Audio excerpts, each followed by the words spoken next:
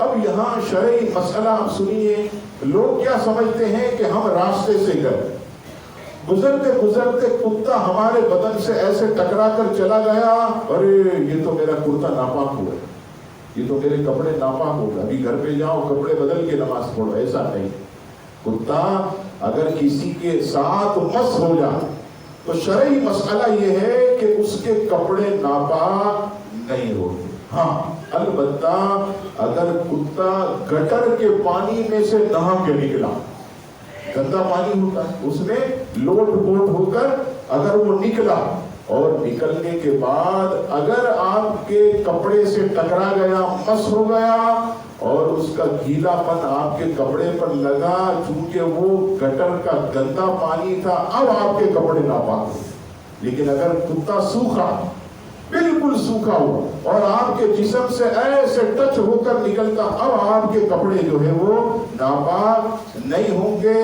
اور اسی طرح کتے کا تھوک جو ہے یہ ناپاک, لاڑ جو اس کی ٹپکتی ہے یہ ناپاک ہے. اچھا یہ لاڑ بھی جو اس کی ٹپکتی ہے, اس کے اندر بھی کتنی اللہ نے خاصیت رکھی. آپ کو حیرت ہوگی, یہ جو سخت قسم کی ہڈی, یہ مشہور قول ہے, لوگ کہتے ہیں کتے کے منہ میں ہڈی. یہ آپ نے سنا ہوگا کہ کتے کے منہ میں ہڈی. بعض لوگ غصے میں جو بیچارے پولیس والوں کے ڈسے ہوئے ہوتے ہیں, جو رشوت خوروں کے ڈسے ہوئے ہوتے ہیں, وہ بھی کہتے ہیں سالے کہ میں نے کتے کے منہ میں ہڈی ڈالی. یہ مشہور قول ہے. یہ کیا ہے؟